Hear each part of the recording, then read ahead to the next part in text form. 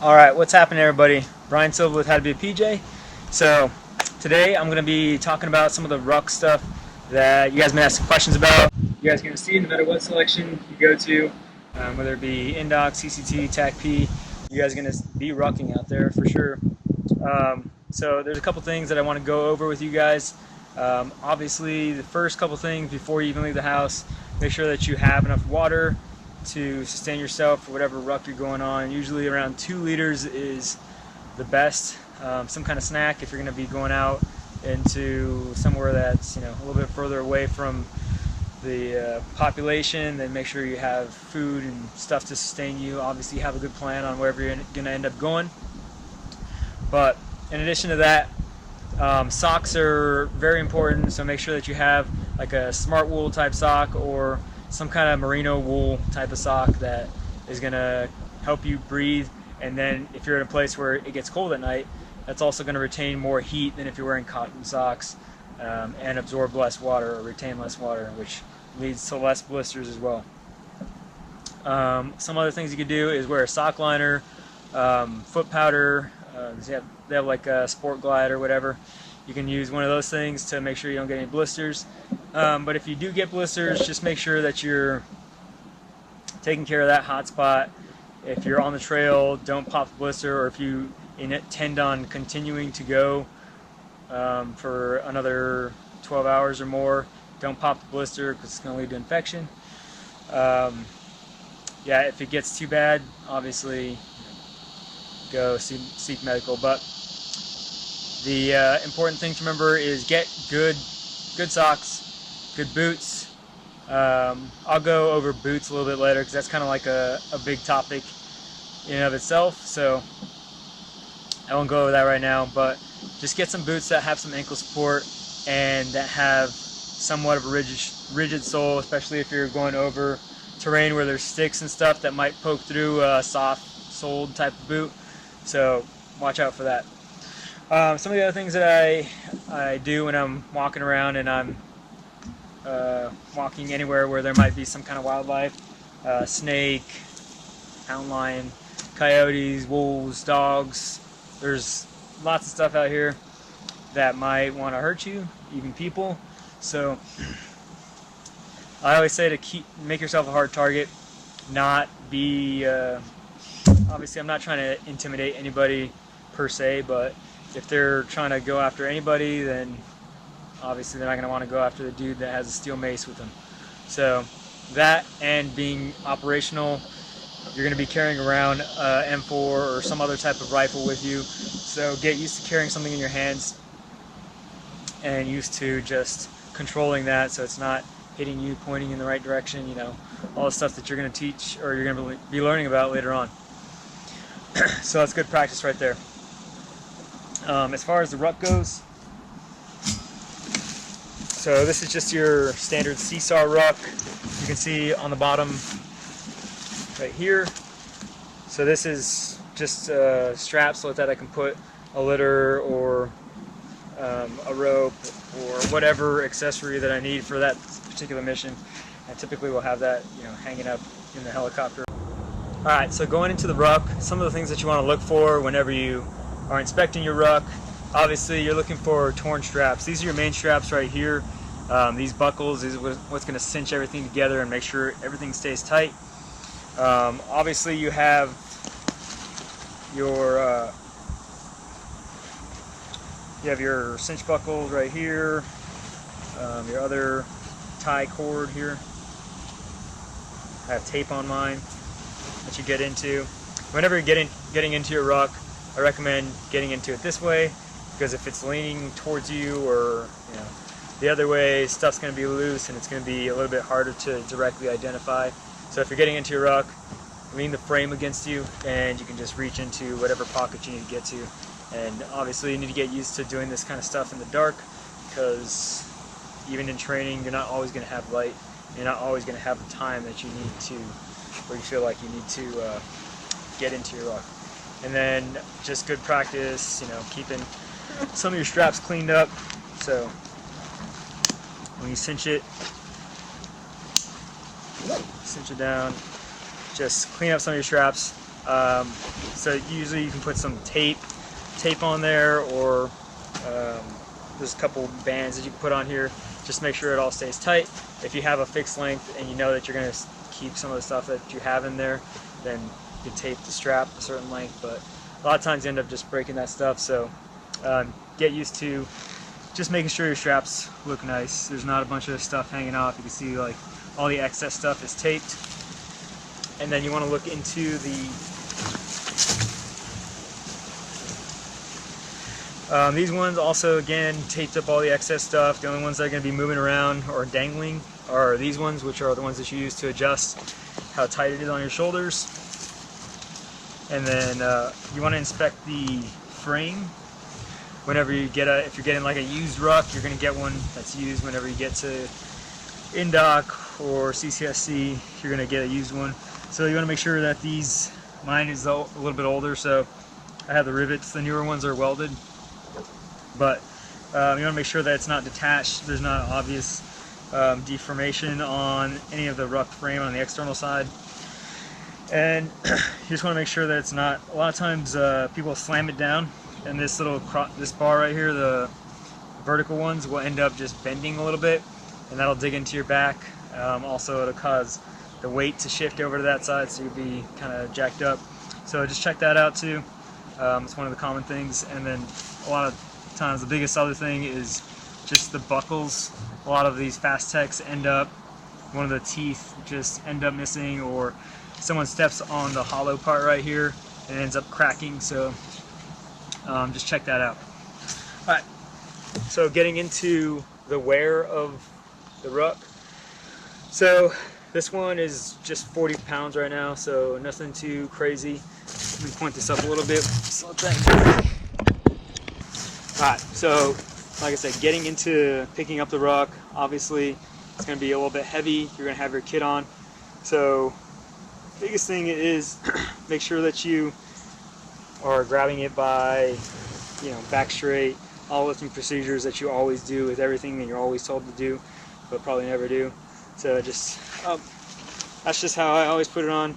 It's just kind of like deadlift, sling it around my back. There are other guys that like to pick it up. Like backwards. So if it's facing like this, you can pick it up.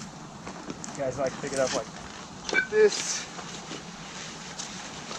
But if your ruck is heavy and loose at all, then stuff is just going to move around, and it's just inefficient to me. So I prefer to do it the way that I just showed you. So first thing, whenever you put on your ruck, you want your straps to be a little bit loose, and you want this belt to go over your hip bone. So you can see, so you fill out your hip bone, there's a point right here on the top of your hip, and then there's a point that goes a little bit lower than that. You want to go just in the middle of that, and just bend over a little bit so that the kidney pad is on the smaller back. Tighten that up, and at this point you can feel that, you can see that there's not really a lot of tension on my shoulders. So when you're normally rucking and you're just walking, you don't want there to be a lot of tension on your shoulders. If you see me just walking, so I'm walking slightly leaned a little bit because obviously there's a little bit of weight on my back, but slightly forward, coordinated movement, heel to toe type of motion. You're not rucking on your toes or anything like that. It's not like running whenever everyone's telling you that you need to run on the ball of your foot. This, you're just going heel to toe. And one of the things that you want to do whenever you're climbing vertically is you're going to lock out, once you take a step, lock out your leg a little bit so you can rest on your skeletal muscle and give your legs a rest. Because if you can imagine just constantly pushing yourself up with your muscles the entire time, you're going to get worn out really fast. So with all that weight, make sure that you are setting yourself up for success and using your skeleton to rest a little bit. And whenever you're going to have times, whenever you're at Indoc or selection where people are going to start jogging, so if you start jogging and your straps up on top are loose, then this thing's gonna be going everywhere. So if you're gonna start jogging, tighten it up, make sure everything's nice and tight, so that when you're jogging, stuff's not moving around. So a couple things about rucking operationally. So whenever you are attached to whatever team that you're attached to, if you're the medic, so younger guys, and typically you're going to have a little bit more stuff in your ruck compared to the team leader or the element leader.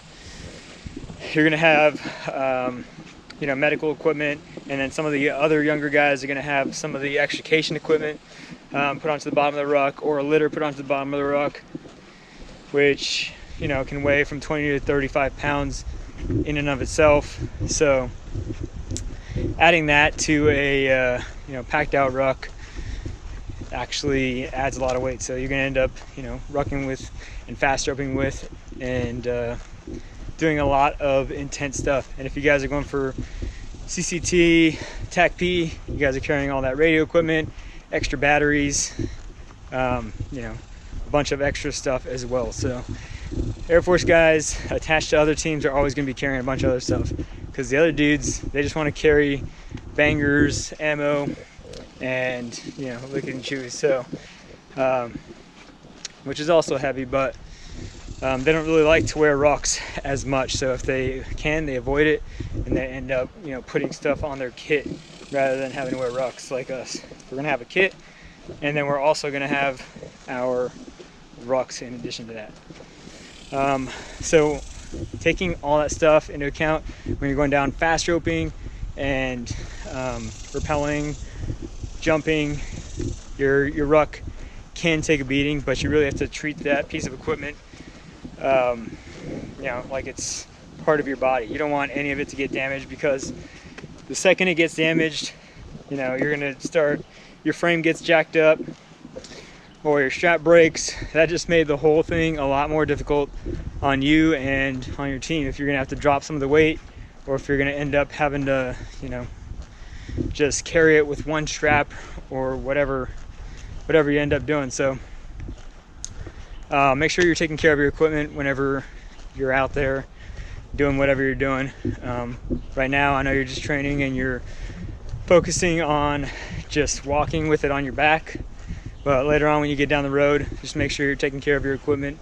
Even though it's issued to you, it's nice to have your ruck all set up, because you end up getting issued more and more rucks, and then you have to take that extra hour or two to make sure that all the straps are where you want them, all of them are taped and nice and clean and neat, so your stuff's not flapping in the wind.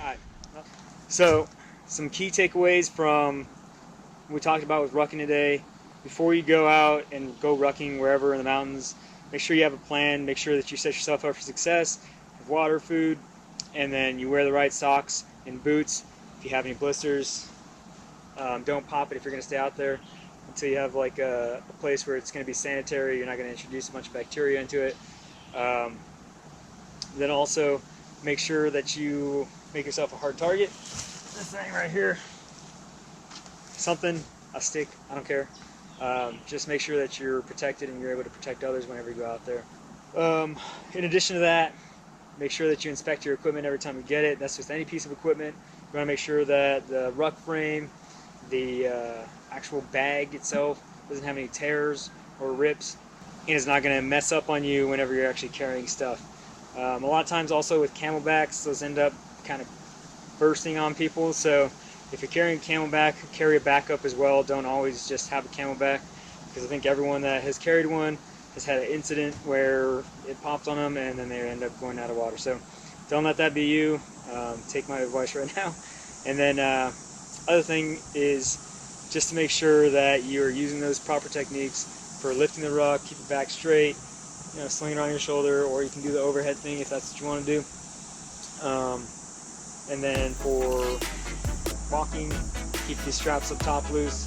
For running, cinch them down, and just always make sure that that waist strap is around the bone of your waist and not around the soft part of your waist, because obviously it's going to be able to move a lot more there. So, hope you guys like this video, and like I said, if you guys want to see some more, just let me know what kind of videos you want to see, I'll keep on making them. You guys keep on putting in the work, and I'll see you guys whenever you get down here.